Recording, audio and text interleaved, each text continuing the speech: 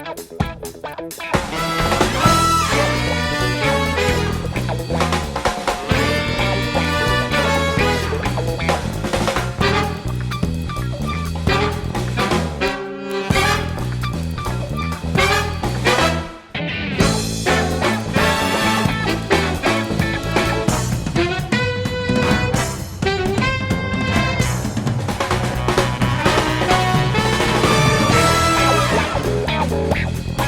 morning, friends. Welcome to KidzTown. What do you have there? It's our prize draw box. It's November 1st today, so all the names of all the kids who participated with us on our videos in their living rooms and here on Sunday mornings is in this box, and we're going to draw for a prize today. So we'll do one draw at each service on Sunday morning and one draw right here, right now, and you get to pick if we draw your name. There's a sticker pad, reusable stickers, and this thing is actually really cool. It stretches all out, and you have to try and put it back into a cube again. Ooh, I like puzzles. Yeah. All right, so let's draw a name and see who gets to pick their prize. Awesome. Okay. What does it say? It says Jasmine. Yay! All right, Jasmine. I think we'll probably see you on Sunday, so you can pick yours right then. And now it's time for everyone to get up on your feet. Let's play a game. We're going to play Simon Says. Does everyone know how to play? If we say Simon Says, clap your hands, then you clap your hands. But if we don't say Simon Says, then you shouldn't clap your hands because Simon didn't say to. All right, let's start out slow to practice. We're going to watch and see if you are doing it right. Simon says, touch your knees. Good job. Simon Says, moo like a cow. Oh, I think I can hear you. Simon says, make a happy face. Now do jumping jacks. Did we trick you? I think we can go faster. Do you think we should Yeah, go I faster think we now? could too. Okay. Simon says, jump up and down. Simon Says, run in place. Simon says, walk like a penguin. Simon Says, stand on one foot. Ooh, pucker your lips. Oh, I think I tricked you. You're all in there, your living rooms looking like you're ready for a kiss, but I didn't say Simon says. Okay, should we play one more round? I think so. Okay. Simon Says, spin in circles. Whoa, you're getting dizzy. Simon says, do a push-up. Ooh. Simon Says, hop on your right foot. Simon says, hop to your right. Now do a sit-up. Oh, tricked you. You don't have to do those crunches. No way. We didn't say Simon says. Well, we're going to mix things up this week, and we're going to do one of our breakouts now. So why don't we head over there, and then we'll head over to worship and then see what our detectives are investigating this week. Sounds good to me. All right, boys and girls, for this breakout, we're going to play a little game of Mad Libs. So I'm going to give you a list of items that I need, and then I'm going to plug those things into the story. Okay? So, Brooke, if you can listen for the kids' answers. We need somebody's name. I think Bruce. Oh, that's a good one. Bruce. We need a thing. A thing. Thing. Anything. How about a quad? Okay. And while I'm writing that, we need a place. Oh, my favorite place is the beach. Oh, the beach. That's a good one. How about a man's name?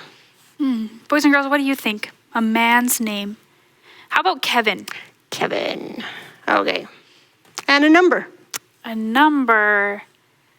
Oh, I think I hear 87. 87. There we go.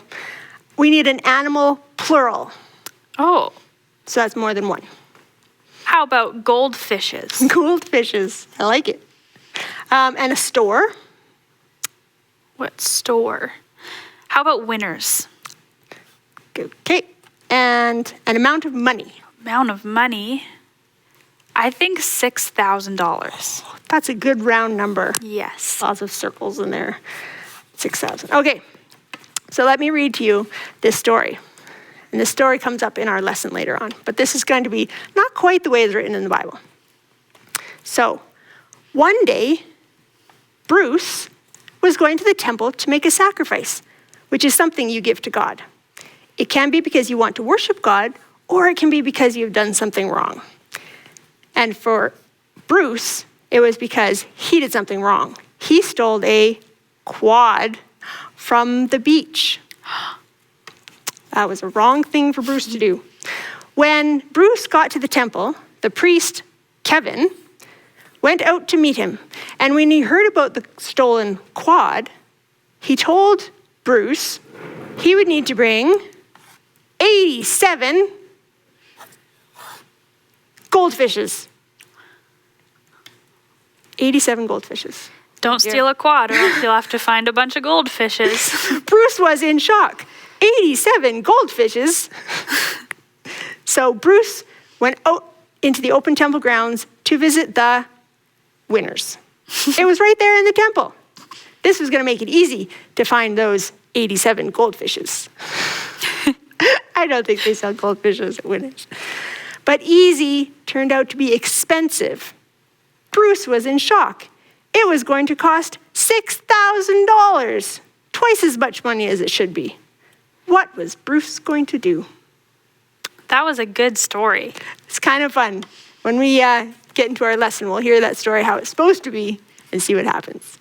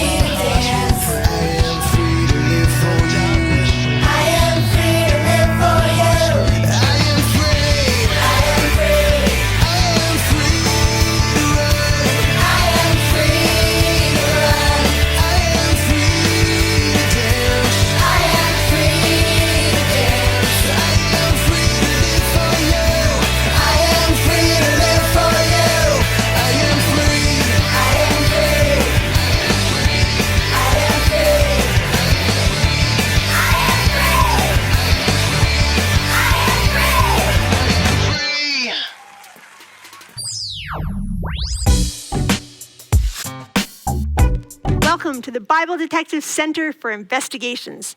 The pastors here at our church are teaching a series called Having the Heart of Jesus. And we are learning too about having the heart that Jesus had and what that means for us and what it looks like for you and me. So today we have a new mystery to solve. All right. Jesus had a heart that rebuked. Oh. And when you rebuke someone, you express sharp disapproval or criticism of them because of their behavior or actions. And we often hear about Jesus being so loving. And did you know that he got upset with people because of what they did too? And so our mystery is to find out what makes Jesus angry, what he did about it, and what that means for us. Okay. So today's mystery comes out of this story that's in the Bible. So we know it's true and we know it actually happened. And it was one time when Jesus was going to Jerusalem for a festival, and he went into the temple and he found people selling cattle and sheep and doves and other people at tables changing money.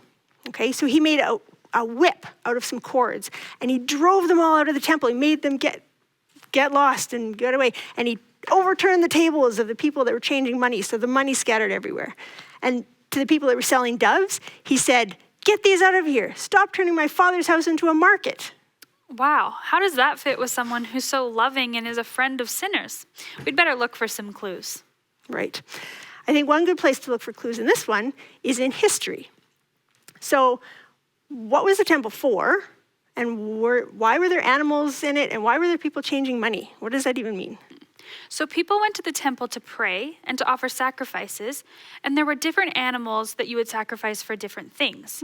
And some people had to travel very far to get to the temple, so if it was a long way for them, sometimes it would be hard to bring an animal with you on your whole journey. And so they'd sell their animal where they're from, and they'd get the money for it, and then they'd bring the money to the temple, and then there'd be people who live near the temple who would sell things that they could buy as an offering. Huh. Well, that actually sounds like it makes a lot of sense. But you know what happened?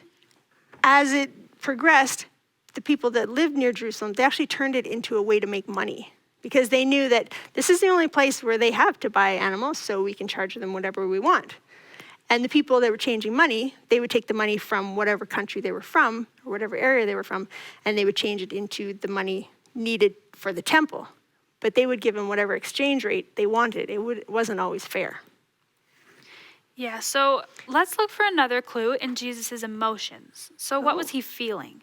Well, it sure sounds to me like he was angry. Yeah, and if Jesus got angry, then it must be okay to be angry. Right, because we know that Jesus never sinned. So being angry isn't a sin. Oh, and there's a verse in the Bible too that says, "In your anger, do not sin." So that's... So that word rebuke that we talked about before, Yeah. I think by his actions, he was telling the people that what they were doing was wrong and that they needed to stop. So let's find another clue closer to home. Have you ever been rebuked by your parents? Have they ever let you know that they really didn't like what you were doing? Well, why did they do that? Just because they're annoyed? No, it's probably because they want you to learn and change so that you can do it right. It's their job to correct you and to teach you. Okay, so what does this mean for us? Does this mean that if Jesus has a heart that rebukes, I get to rebuke people and tell them they're doing something wrong? Well, in this story, the leaders actually, the leaders of the temple, they asked Jesus what authority he had to do that. Not just anyone can rebuke. It has to come from someone in authority. So as kids, most of you probably wouldn't be in that position yet, but someday when you have kids, or you'll maybe be in a position like a teacher or a leader somewhere, then you will have the position to be correcting people. And I hope that you learn God's truth so that you can do that well. That makes sense. And I guess another thing that this means for us is that God loves us and he's going to rebuke and correct us when we do things wrong, just the same way our parents would, because he wants us to continue on the right path with him. So we need to make sure that we are listening to his voice so that we can hear how he guides us before it gets to the point where he has to rebuke us. That's right. So our mystery today was to find out what makes Jesus angry, and then what he did about it and what that means for us. Right, okay, and we looked at history and emotions and our parents as clues. Okay, Right. So he got angry when people were doing things wrong in the temple, which was God's home. So what he did about it was to correct them and let them know in a really strong way that this was not the right thing to do. And so what that means for us is that God won't let us go too far in doing wrong. He's going to correct us and bring us back because he loves us. Another mystery solved. Good job, boys and girls.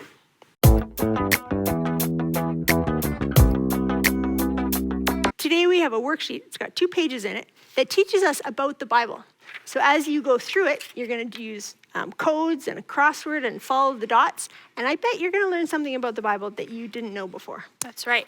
So let us know if you have done the work on these worksheets and send us a picture of them if you want to, and then we'll make sure to get your name into the next month's prize draw. All right, so go get your Bible and dig in. Farewell till next time, friends. Thank you so much for joining us. I hope that you learned a little bit more about the heart of Jesus today. May you have a wonderful week and that you feel covered by and surrounded by Jesus' peace.